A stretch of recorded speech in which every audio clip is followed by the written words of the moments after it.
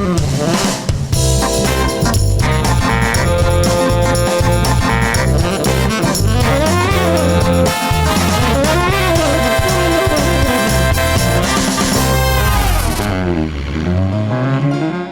দর্শক, Olympic energy plus নিবেদিত celebrity day out powered by Jamuna electronics এই আয়োজনে আপনাদের সবাইকে স্বাগত জানাচ্ছি।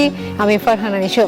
বরাবরের মতো আজকে আমাদের সাথে আছেন আপনাদের অনেক প্রিয় একজন মানুষ, প্রিয় একজন কণ্ঠশিল্পী, যাকে আপনারা সবাই অনেক বেশি পছন্দ করেন আমি জানি, এবং আমার তো অনেক বেশি পছন্দের। পরিচয় করে দিচ্ছি, আমাদের সাথে আছেন আপনাদের সবার প্রিয় কণ্ঠশিল্পী মাকসুদুল হক। আপনাকে আমন্ত্রণ জানাচ্ছি। Thank you so much Nisho. কেমন আছেন? ভালো। আজকে আমাদের এই আয়োজন মূলত যে রোজার সময় স্বাভাবিক সবার একটু স্কেজুলটা চেঞ্জ হয়ে যায়, তারপর ইফতারের সময় একটু চাই ফ্যামিলির সাথে একটু টাইম স্পেন্ড করতে, বা অন্য সামনে ঈদ থাকে, ঈদের বিভিন্ন কাজ থাকে, এগুলো নিয়ে আমরা একটু কথা বলবো। তো এখন এই যে রোজার সময় স্বাভাবিক অন্য সময় যেটা থাকে আপনার এক ধরনের একটা আয়োজন থাকে, রোজার সময় একটু ভিন্ন থাকে, তো এখন কিভাবে আসলে আপনার মানে ডে আউট হয়? সকালের টাইমটা একটু অফিস নিয়ে, কেন অফিসের টাইমটা একটু এগিয়ে আসে, স্বাভাবিক তাড়াতাড়ি শেষও হয়, সুতরাং ওই সকাল টাইমটা একটু ব্যস্ততার ভিতরে যায়। তারপরে আমি অফিসে যাই, আমার শিফট হলো বিকেল থেকে, দুপুর থেকে রাত পর্যন্ত। তো সেটা এখন স্বাভাবিকভাবেই রমজানের জন্য এগিয়ে গেছে। বাচ্চাটা একা থাকে, ওর জন্য একটু খারাপ লাগে, ও তো খুব অ্যাটেনশন ডিমান্ড করে, খুব ছোট। ওই যে ইফতারের সময় বাসায় তাড়াতাড়ি ফিরে আসা, অন্য সময় তো অফিস কাজ দিচ্ছেন, যেটা আমরা ইচ্ছা করি। তো আসলে রমজান মাসটা সংযম ছাড়াও কিন্তু যে পরিবারের সাথে একটু এক সময় কাটানো, এটা কিন্তু খুব অত্যন্ত একটা গুরুত্বপূর্ণ বিষয়, যেটা আমরা অনেক সময় ওভারলুক করি। পরিবারের সাথে প্রতি ইভিনিং একত্র হওয়া, বিভিন্ন জিনিস একসাথে শেয়ার করা, জাস্ট নট ফুড, জাস্ট যে একসাথে একত্রে থাকাও তো এক লম্বা সময় ধরে, মাগরিবের পর থেকে থাকা, এমনিতে 8টা 9টা 10টাও বাজে বাসা ফিরতে, সেটা না হয়ে অনেক আগে ফিরে আসা, এমন এটা একটা খুব একটা ডাবল প্লেজার এতে। শিওর। তো আরেকটা জিনিস যেটা, যে এই রোজার সময় আপনার যে ফুড মেনুটা থাকে সেটাও নিশ্চয়ই একটু চেঞ্জ হয়ে যায়, তো কি ধরনের ফুড আপনার পছন্দ? আমি বেসিক্যালি আমি সবসময় একটু রিচ ফুড অ্যাভয়েড করি আর কি। হয়তো বয়সের কারণে হতে পারে, আগে হয়তো অনেক রিচ ফুড খেতাম, তবে এমনিতেই ইফতারে কিন্তু আমরা যথেষ্ট খাওয়া হয়, যেটা আমরা অনেকেই কিন্তু কেন সারাদিনের রোজার পর একটু খিদাও লাগে, প্লাস আমাদের ফুড আইটেমগুলো এত টেস্টি, একটু ভিন্ন ভিন্ন আয়োজন করা ডিফারেন্ট। আর সারা বছর যেগুলো খাওয়া হয় না সেগুলি খাই, ছোলা খাওয়া হয়, পেঁয়াজু খাওয়া হয়, বেগুনি খাওয়া হয়, এইগুলো কিন্তু খেতে খেতে অনেকটাই খাওয়া হয়ে যায়। তারপরে আফটার সার্টেন টাইম ডিনার করা। তো আমরা চেষ্টা করি যে এমনিতে আমরা ফুড নিয়ে একটু কনসিয়াস। রেডিমিটটা আমরা অ্যাভয়েড করি বাসায়, রেডিমিটটা যত কম খাওয়া যায়, বাট আদার দ্যান দ্যাট ওই স্বাভাবিক আর কি। আর এমনিতে আমাদের আমি ব্যক্তিগতভাবে দিনে 2 বেলাই খাই, সকালে খাই আর রাতে খাই, তো আমার খুব একটা কষ্ট হয় না। বাট ওই মানে মানে ভালো টেস্টি ফুড খাওয়ার, নিজেকে কন্ট্রোল করা, এটা আমার জন্য একটু কষ্ট হয় আর কি, করছি। তারপরে যাই হোক, সামনে তো এতগুলো মানে ফুড থাকে, সেটার জন্য নিশ্চয়ই। তো এই যে রোজার সময় কাজের কথা বললেন, সামনে ঈদ নিয়ে, আসলে ঈদের সময় কাজ নিয়ে আপনার কি মনে হয়? সবাই তো আসলে অপেক্ষা করে ঈদের সময় একটা কিছু কোনো আয়োজন করার জন্য। ঈদে যেটা হয়, অন দি প্রফেশনাল ফ্রন্ট আমাদের তো কাজ করতেই হবে। আমরা মিডিয়াতে আছি, আমাদের বিভিন্ন ধরনের কাজ করতে, আমি রেডিওতে আছি, তুমি আছো টেলিভিশনে, তো আমাদের অ্যাকচুয়ালি কোনো সেরকম অর্থে ঈদের আলাদা করে কোনো ব্রেক নেই। তবে আমি মনে করি যে ঈদের সময় যে বিভিন্ন টেলিভিশন অনুষ্ঠান হয়, রেডিও অনুষ্ঠান হয়, এখানে আমাদের পার্টিসিপেশন বা ইনভলভ থাকা, এটা একটা খুব বিশাল ধরনের এনজয়মেন্ট। আর মোর দ্যান দ্যাট, ঈদের আমরা শেষে একেবারেই করি না, হয়তো লাস্ট উইকে গিয়ে আমরা শপিংগুলো সেরে ফেলি, মানে নিজের জন্য কিছু কেনা এবং আত্মীয় স্বজন বন্ধু বান্ধব সবার জন্য কিছু শেয়ার করা। তো আমাদের আমি যেহেতু বন্ধুদের সাথেই বড় হয়েছি, তো আমাদের কিন্তু ইন্টারাকশন বন্ধুর সাথেই হয়, আত্মীয় স্বজন নেই তা না, তবে বন্ধুদের সাথে ইন্টারাকশন এবং আমাদের বন্ধু থেকে ঈদের গিফট দেওয়া নেওয়া একটা বন্ধুদের ভিতরে কিন্তু আছে। এবং আমরা একটা বড় সময় ঈদের 3 দিনের ছুটিতে স্পেন্ড করি যারা অমুসলিম বন্ধু বান্ধব, বৌদ্ধ, খ্রিস্টান, হিন্দু যারাই আছে আমাদের বন্ধু, তাদের জন্য একটা স্পেশাল ফিস্ট হয় এবং তারাও কিন্তু খুব বেশি এনজয় করে, এবং ওখানে কিন্তু আমরা কিছু গিফট বিনিময় করি। সো হ্যাঁ, তো এটা আমার মনে হয় যে শুধুমাত্র ঈদের সেলিব্রেশনটা শুধু আমাদের মুসলিম ভিতরে রেস্ট্রিক্ট না করে সবাই কিন্তু এনজয় করতে চায়। যেমন আমি খ্রিস্টীয় নববর্ষে অনেক খ্রিস্টানদের বাসায় আমন্ত্রণ পাই, বা এমন হতে পারে ক্রিসমাসের সময়, বড়দিনে, পুজোর সময়, ওয়াই নট, কেন আমরা করবো না? এবং ওটা তো আমরা এখন তো আমরা আসলে এভাবেই মানি যে ধর্ম যার যার উৎসব সব। সেটাই, এখন আমাদের একটা সেকুলার সোসাইটিতে আমরা বাস করি। সেকুলার সোসাইটি, সেকুলারিজম বলে তখন we have to practice it.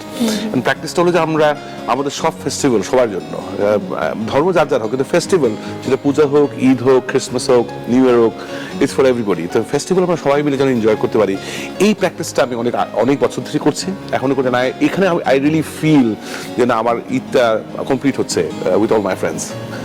Very nice. কিন্তু এই যে আপনি একটা ডিফারেন্ট জায়গা আছেন, মানে রেডিও কালচার তো আমাদের এখানে খুব, মানে রেডিও বলতে এফএম কালচার আমাদের খুব অল্প সময়ের। তো এই ক্ষেত্রে আপনার কি প্ল্যানিং আছে যে ঈদের সময় তখন আপনার কি কখনো মনে হয় যে ঈদের সময় টিভিতে এই যে এত অনুষ্ঠান, এত কিছু, এত কালারফুল সব আয়োজন, তার মাঝখানে আপনার কি মনে হয় যে রেডিও তাতে কোনো কমতি হয় বা ঘাটতি হয় বা লিসেনার ভাগ হয়ে যায় এরকম? ওয়েল, রেডিওটা মানুষের একটা ভুল ধারণা, মানুষের রেডিও শোনে না, কিন্তু কথাটা ভুল। ইনফ্যাক্ট রেডিওটা বিশাল বড় অডিয়েন্স আছে আমাদের, যদিও ফুটপ্রিন্টটা খুব বড় না, ঢাকা সহ 16টা ডিস্ট্রিক্ট, এটা হয়তো বছর শেষে সারা বাংলাদেশ আমরা কভার করব। কিন্তু I am surprised with the radio listener এবং তাদের কোয়ালিটি অফ লিসনারশিপ, বিকজ কালারফুল ইত্যাদি ইত্যাদি টেলিভিশন সব শো করতে পারে, কিন্তু রেডিও যে ইমেজটা সেটা তো অন্ধকার, আপনি শুধু শুনছেন। এবং এটার ভিতরে যে কত রকম ইন্টারেস্টিং গান হতে পারে, কত ইন্টারেস্টিং আলাপ হতে পারে, কত ইন্টারেস্টিং পার্সোনালিটিস ডেভেলপ করতে পারে, নাটক হচ্ছে ইত্যাদি। আই পার্সোনালি ফিল যে না, রেডিওতে কিন্তু অনেক অনেক বড় দর্শক। আর ইদানিংকালে কিছু স্ট্যাটিস্টিক্স দেখা যাচ্ছে, মানে এটা খুব ডিসঅ্যাপয়েন্টিং হওয়ার কিছু নেই। টেলিভিশন তো অডিয়েন্স রয়েছে, কিন্তু রেডিওর অডিয়েন্স বাড়ছে। একটি কারণ সেটা হলো যে রাস্তাঘাটে যানজট, মানুষ যখন 4 থেকে 6 ঘন্টা, মানে 4 ঘন্টা অ্যাভারেজ মানুষ কিন্তু আজকাল সপ্তাহে 2-3 দিন আটকে থাকা, সারা সপ্তাহে যদি কেউ 10 থেকে 15 ঘন্টা রাস্তায় থাকে স্টাক, তো radio is a very good entertainment, এবং এতগুলো রেডিও চ্যানেলস, সো রেডিও কিন্তু দর্শক বাড়ছে। এবং তাতে যেটা হচ্ছে যে আমরাও ফিল করছি যে আমাদের ইন্টারাকশন, আর এখন ফেসবুক থেকে শুরু করে SMS এন্ড সোশ্যাল মিডিয়াতে যেভাবে, সে ফর ইনস্টেন্স আমাদের ঢাকা FM এর যেটা ফ্যান পেজ, আমাদের কিন্তু 21 লক্ষ লোক, উইচ ইজ নট এ ছোটখাটো ম্যাটার না। অনেক টেলিভিশন স্টেশনের কাছে এত দর্শক নেই। So it goes to show that radio has really come a long way. এবং এন্টারটেইনমেন্টের দিক দিয়ে ব্যান্ড মিউজিক বলেন, সোলো গানের ক্ষেত্রে যদি বলি, কিন্তু আলটিমেটলি সব রেডিও হলো একটা মিউজিক স্টেশন। তো মিউজিকটা যে কত রকম, কত ধরনের হতে পারে, সেই সুযোগটা কিন্তু টেলিভিশনে একটু কম। আর টেলিভিশনে যেহেতু ফোকাসড, মানে গান কেনা পছন্দ করে সেটাই। তো আমার মনে হয় যে রেডিও সবসময় ছিল, থাকবে আগামীতে। এবং তবে রেডিও ক্যারেক্টারটা চেঞ্জ হচ্ছে, এবং তার সাথে সাথে মানুষের লিসনার যে ক্যাটাগরি, সেটা কিন্তু অনেক থেকে, এবং অনেক ভালো লিসনার্স পাচ্ছি। সব ধরনের লিসনার পাওয়া যায়, সব ধরনের ক্লাস থেকে লোক আসে। কিন্তু ইন্টারেস্টিং, এখন নতুন জেনারেশন যারা ইউনিভার্সিটি পড়ুয়া ছেলে মেয়ে, প্রাইভেট ইউনিভার্সিটিতে পড়ছে, পাবলিক ইউনিভার্সিটিতে পড়ছে, সাধারণ সে বস্তি পাশে থেকে কোটিপতি, সবাই কিন্তু রেডিও শোনে কম বেশি। এবং অনুষ্ঠানের নাম বলতে পারে, অনুষ্ঠানের ক্যারেক্টার বলতে পারে। এবং কিছু কিছু রেডিও স্টার আছে যারা কিন্তু আকাশচুম্বী, হয়তো টেলিভিশনের অনেক তারকা থেকে অনেক বড়, ওদের কিন্তু চেহারাটাই কেউ জানে না দেখতে কেমন। So it's very interesting. আপনার কাছে এবার একটু ভিন্ন প্রশ্ন করতে চাই। ভিন্ন প্রশ্ন বলতে, আপনার ঈদে কি কোনো চিন্তা আছে, বা আপনার আসলে পরের অ্যালবাম নিয়ে কি চিন্তা? আমি আমার অ্যালবামের কাজ কিন্তু শুরু হয়ে গেছে। 3টা গান কিন্তু আমি সিঙ্গেল হিসেবে কিন্তু রিলিজ করেছি গত অক্টোবরে, উইচ ইজ অ্যাভেলেবল অনলাইন ডিস্ট্রিবিউশনে। আমরা দেখলাম যে খুব ভালো আমরা রেসপন্স পাচ্ছি, এবং এই জীবনে প্রথমবার আমার অ্যালবাম বিক্রি থেকে আমি টাকা পাচ্ছি, যেটা আগে কোনোদিন, মানে আগে এককালীন পেতাম, এবং that's end of the story. কিন্তু এইবার যেটা আমার স্ট্রিম অফ রেভিনিউ হচ্ছে, এটা কিন্তু আমার সারা জীবনের জন্য। তো প্রথম অক্টোবর থেকে ডিসেম্বর, মার্চ পর্যন্ত যেই প্রথম রয়্যালটিগুলো পেলাম, আই এম রিয়েলি ইমপ্রেসড যে মানুষ শুধুমাত্র বাংলাদেশ তো আছেই, বাংলাদেশের মানুষ বিকাশের মাধ্যমে কিনছে, ওয়েবসাইট নাম সব লিগালি ডাউনলোড করছে। কিন্তু এটা ছাড়া এখন তো যেহেতু মিউজিকের কোনো ভৌগোলিক অবস্থান নেই, আমার ওই একই গান কিন্তু Google play, Amazon, iTunes, Spotify সব জায়গায় কিন্তু অ্যাভেলেবল। এবং সো সারা বিশ্ব থেকে যে জিনিসটা, যে রেসপন্সটা পাচ্ছি, ইটস অ্যামেজিং। বিকজ বাংলাদেশে কোনো সিঙ্গেল গানের দাম কিন্তু 10 টাকা বেশি হতে পারে না, মানে ইউজুয়ালি সম্ভব না আর কি, বিক্রি করাও সম্ভব না। সে একই গানটা কিন্তু ইউএসএ কিন্তু 99 সেন্টস, উইচ ইজ প্রায় 80 টাকার কাছাকাছি। এবং ইউকে তেও কিন্তু 1 ইউরো বা 1 পাউন্ড সো ওটা কিন্তু অলমোস্ট 100 টাকার কাছাকাছি। তো তার 50% আমি পাচ্ছি। তো মানে ইউকেতে যদি একটা অ্যালবাম আমার একটা গান বিক্রি হয়, বাংলাদেশে আমার 5টা গান বিক্রির সমান। তো এই যে রেভিনিউ ফ্লোটা, এখন আমরা শিল্পীরা কিন্তু we are the driving seat. এবং আমি মনে করছি যে একটা ব্যাপক ধরনের রেভলিউশন আসছে। কেন এখন আর প্রডিউসার দরকার নেই, আমি নিজেই প্রডিউসার। আমি গান নিজে তৈরি করছি, নিজে খরচ করে আমি গান করবো, সেটা যত টাকাই লাগুক আমি করলাম, আমার মতো আমি স্যাটিসফাইড না, give it for international distribution. ডিস্ট্রিবিউটরের সাথে আমরা একটা এবং কয়টা গান কোথায় ডাউনলোড হচ্ছে আমার কিন্তু নিজস্ব একটা প্যানেল আছে। আমার ট্যাবও চেক করতে পারছি, আমি পিসিতেও চেক করতে পারছি। আমি যদি চাই প্রতিদিনই আমি দেখতে চাচ্ছি যে কোথায় হয়তো ডাউনলোড কম হচ্ছে, আমি আবার হয়তো ফেসবুকে নিজেই ক্যাম্পেইন করছি। সো এই বিষয়গুলো এই বিষয়গুলো কিন্তু আগে ছিল না। তো এখন শিল্পীদের মানে যেটা আমি বলছি, মানে আর্টিস্টরা in the driving seat, they can decide. আর পাশাপাশি দিশো একটা খুব ইন্টারেস্টিং ডেভেলপমেন্ট হলো যে অনলাইন শপিং যেগুলো হচ্ছে, অনেকগুলো ছোট ছোট ই কমার্স সাইট হচ্ছে। এখন কিন্তু ফিজিক্যাল ডিস্ট্রিবিউশন যদি কেউ যদি সিডিও বের করতে যায়, খুব একটা বড় সমস্যা না, বিকজ মানে আগে যেমন একটা দোকানকে দিতে হতো, ইটস নট লাইক দ্যাট। এখন you can give it to any of this বিক্রয়.com, কেনা বেচা, অনেকগুলো সাইট হয়েছে। আমরা যদি তাদেরকে দিয়ে দিই, এবং ওটা কিন্তু গ্যারান্টিড, পয়সা দিলে পরে ওটা হোম ডেলিভারি হয়ে যাচ্ছে। হ্যাঁ, সো এই অপরচুনিটিগুলো তো খুব ছোটখাটো কোনো বিষয় নয়, কিন্তু আমরা সে সামনের দিকে চিন্তা করি।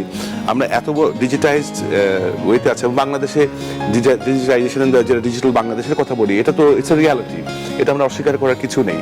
নিশ্চয়ই না, কিন্তু তাই যদি হয়, আরেকটা জিনিস আমি জানতে চাই, সেটা হচ্ছে ধরেন এই যে অনেকেই বলছে ইদানিং যে মানে প্রশ্নটা প্রায় আসে যে অনেকে হয়তো বা ইলিগাল ডাউনলোড করছে, অনেকে হয়তো বা পেন ড্রাইভে করে একসাথে 100 গান নিয়ে গাড়িতে শুনছে বা এরকম কিছু একটা, এবং যার ফলে শিল্পীরা মানে আগ্রহ হারিয়ে ফেলছে যে বেশি অ্যালবাম বের করবে না। বা আরেকটা জিনিস হচ্ছে যারা স্পন্সর করে তারা নাকি খুব একটা আগ্রহ পাচ্ছে না, বা অডিও কোম্পানিগুলো যারা আছে তারাও খুব একটা সিডি বের করার ব্যাপারে আগ্রহী না, বিকজ বিক্রি কম হয়। তো আমার কথা হচ্ছে, আমার প্রশ্নটা আপনার কাছে যে এই টেকনোলজি বলেন, পেন ড্রাইভ বলেন আর ডাউনলোড বলেন, সবকিছু তো বিশ্বের অন্যান্য দেশেও হচ্ছে, কিন্তু আমি জানি না, আমি মানে একদম অডিও বাজারটা নষ্ট হয়ে যাচ্ছে টাইপের, মানে এই যে একটা কি বলবো কষ্ট সবার মাঝে, বা সবাই অনেক বেশি আপসেট এটা নিয়ে যে কিছু একটা এটা নষ্ট হয়ে যাচ্ছে। সো এটা কেন? তাদের যদি না হয়, টেকনোলজি এগিয়ে যাচ্ছে, আরো হয়তো বা নতুন নতুন অনেক কিছু আসবে, মানুষ ডাউনলোড করে শুনতে, কিন্তু সেটা কি কোনোভাবে ম্যানেজেবল না, যেটা বাইরে হয়তো বা অন্য সবাই করছে? অ্যাকচুয়ালি তুমি যেগুলো বললা আমি ডিসএগ্রি করি, কারণ যারা এইসব কমপ্লেইন গুলো করছে তারা কিন্তু সমস্যা দেখছে, তার ভিতরে সমাধান দেখছে না। যারা একটু পিছিয়ে আছে বা আধুনিক ডিস্ট্রিবিউশন সম্বন্ধে কারো ধারণা, তারা এই কমপ্লেইন গুলো করাটাই স্বাভাবিক। প্রথম কথা হচ্ছে, আমার কাছে 10 টাকা আছে, আমি তোমাকে পেন ড্রাইভ তোমাকে দিয়ে দিই, তুমি তোমার ল্যাপটপে নিয়ে নাও, এটা কেউ থামাতে পারবে না। And it is technically not piracy. আমি আমার বন্ধু আমার একটা সিডি দিলাম, তুমি এটা কপি করলা, এটা আমার করার কিছু নেই। কিন্তু আমি যেভাবে এখন আমরা করা হচ্ছে, যে আমরা যখন আইটিউনের সাথে সাইন আপ করছি বা গুগল প্লের সাথে করছি, then we are covered within American copyright law. আমি যদি সিডিওটাও কেউ যদি আপলোড করার চেষ্টা করে কোনো সাইটে, তার কাছে উইদিন 24 আওয়ার্স মেসেজ আসবে, হয় তুমি গান নামাও, না তোমার সাইট আমরা ব্লক করে দেবো। It's become that serious. অনেকেরই মাইলসের গান চেষ্টা করতে পারেনি, বাপ্পা মজুমদারের গান চেষ্টা করতে পারেনি, আমার গান চেষ্টা করতে পারেনি। So it is not that easy, কিন্তু আমাদেরকে সিস্টেমটা এক নম্বর বুঝতে হচ্ছে। আর ইলিগাল ডাউনলোড সবসময় ছিল, আমেরিকাতেও আছে, এখনো আছে, কিন্তু ওখানে রেস্ট্রিকশন প্রচুর চলে আসতেছে। বাংলাদেশ সরকারও যদি সেই স্টেপটা নেয়, ফর ইনস্টেন্স আমার এক বন্ধু, সে তার ল্যাপটপটা দিয়ে দিয়েছিল এক বন্ধুর কাছে, সেই তার বাসা সে ছিল না, সেই বন্ধু আবার টরেন্টে গিয়ে একাধিক ডাউনলোড করছে, ফ্রি ডাউনলোড করছে। উইদিন 10 days তার কাছে ওই আইএসপি থেকে মেসেজ আসছে, তাকে কয়েকশো ডলার ফাইন করছে। তো এটা যদি আমাদের বিটিআরসি করতে পারে, যে যারা ডাউনলোড করছে তাদের ওই পার্টিকুলার আইএসপি বা যে পার্টিকুলার আইপি অ্যাড্রেস আছে তার কাছে ফাইন যাবে, কারণ আমাদের সবার কিন্তু রেজিস্টার্ড আইপি। তুমি ল্যাপটপ ইউজ করলে তোমার নামে, তুমি যদি ফোনও ডাউনলোড করে ফোনটা কিন্তু তোমার নামে, so you can be fine. এই জিনিসটা যদি আইন, এবং টেকনিক্যালি আইনটা কিন্তু আছে, সো এই আইনটা যদি বাস্তবায়ন হয়, একটা হলো শিল্পীদের হা হুতাশটা কমবে। আর এটা যতক্ষণ না হচ্ছে, আমি বলি যে ডিজিটাল ডিস্ট্রিবিউশনটা এত ইন্টারেস্টিং হয়ে গেছে। আমি নিজে একটা টেস্ট করলাম, আমি কিন্তু ইচ্ছা করলে ফুল অ্যালবাম দিয়ে দিয়েছিলাম, আমি 3টা গান দিয়েছি জাস্ট বোঝার জন্য, যে লেট মি এডুকেট মাইসেলফ। তো যখন এডুকেট করে আমি অক্টোবর থেকে এই পর্যন্ত একটু এডুকেট, আমি প্রিটি শিওর যে আমার গান ইজিলি ডাউনলোড হবে না, সম্ভব না। আমি ধরলাম যে 5% চান্স আছে, এবং সেটাও যদি কেউ বন্ধ করতে পারে, যেমন যেটা আমি বললাম যে আইটিউনস বা অ্যামাজনই বলে দেবে put down, it will automatically generate a code to say এটা একটা পাইরেটেড সাইট। এটা একটা দিক। আর যদি এই অ্যাসুরেন্সটা থাকে, আমি যদি ফিজিক্যাল সিডি ডিস্ট্রিবিউশনও করি, আমার কিন্তু লস নেই, কেন কেউ ওই টাকা আপলোড করতে পারবে না। সো বিষয়টা হচ্ছে এখন এটা অভ্যাসের বিষয়। আমরা কেন রিয়েলি সিডি বাসায়, তুমি কি বাসায় সিডি শোনো? আমার তো মনে হয় সেই সময় তোমার নাই, হয়তো বাসায় শোনো, বাট গাড়িতে তুমি কি শুনছো? তোমার ফোনে MP3 আছে। So 80% of listenership is on the phone. 80% লোক কিন্তু, এবং ফোনটা তো একটা ই ওয়ালেট। আমার ফোনে টাকা আছে, আমি ইচ্ছা করলে ডাউনলোড করলাম, 10 টাকা করে দাম, 4টা গান আজকে পয়সা দিয়ে কিনলাম। এখন অনেকেই কমপ্লেন করছে যে এটা খুব ঝামেলার জিনিস, এটা কিভাবে ডাউনলোড করব। কিন্তু আমি বললাম, আমি একটা কথা অনেকে কি বলে, অনেকে হাসে, আজকে বাঙালি আমরা কিন্তু গাড়ি থেকে শুরু করে গরু পর্যন্ত কোরবানির ফোনে কিনছি, ডাউনলোড করে। আমরা কিন্তু অনলাইনে কিনতেছি, ছেলে মেয়ের বিয়েও কিন্তু হচ্ছে অনলাইনে। সো এটা হলো একটা অভ্যাসে করেন। আমরা সবকিছুই যদি তোমার একটা ওয়েবসাইটে তুমি একটা শাড়ি দেখলা, তোমার পছন্দ হলো, তুমি কিন্তু সাথে সাথে অর্ডার করতে, তোমার কাছে ডেলিভারি হয়ে যাচ্ছে। একটা খাওয়ার জিনিস দেখলাম, আমি অর্ডার, খাওয়া মানুষের বাসায় চলে যায়, যে বিভিন্ন ফুড ডিস্ট্রিবিউশন। আজকে আমার এটা খাওয়া বাসায় রান্না নাই, তুমি SMS করলা বা ওখানে একটা লক করলা, তোমার এই খাওয়া দরকার, তোমার কাছে খাওয়া চলে আসে, তুমি পেমেন্ট করে দিচ্ছ। সো কথা হচ্ছে দিস থিংস হ্যাভ হ্যাপেন। গানের বিষয় কেন, অভ্যাসের বিষয়। মানুষের যেই মুহূর্তেটা অভ্যাস হয়ে যাবে, এই হাই হুতাশটা থাকবে না, এবং একটা নতুন ইন্ডাস্ট্রি ডেভেলপ করছে। একে তো অভ্যাস, আরেকটা জিনিস হচ্ছে প্রমোশন, আপনি যেটা বললেন। Promotion of what? Promotion of the idea to get across a গান। A, you can legally download, and B, এটা কোনো inconvenient বিষয় না। এটা because if you can use your cell phone, if you can access websites, if you know how to download, এটা তো পয়সা দিয়ে ডাউনলোড করার কোনো বিষয় না। আর টাকার কথা যদি কেউ, হ্যাঁ এটা হতে পারে যে ফাইন, আপনাকে পেমেন্ট বিকাশে করতে পারছেন বা আদার কোনো পেমেন্ট গেটওয়েতে করতে পারছেন, আর কিছু না হোক আপনার সেলফোনে 200 টাকা আছে, আপনি 4টা গান কিনলেন, 40 টাকা কেটে নিয়ে গেল, সেটা তো অপশন আছে। And আপনি তো গান তো শুনবেনই আপনার সেলফোনে। So it's all there.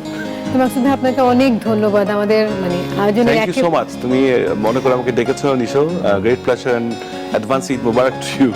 Thank you so much, আপনাকে ঈদের অনেক অনেক শুভেচ্ছা।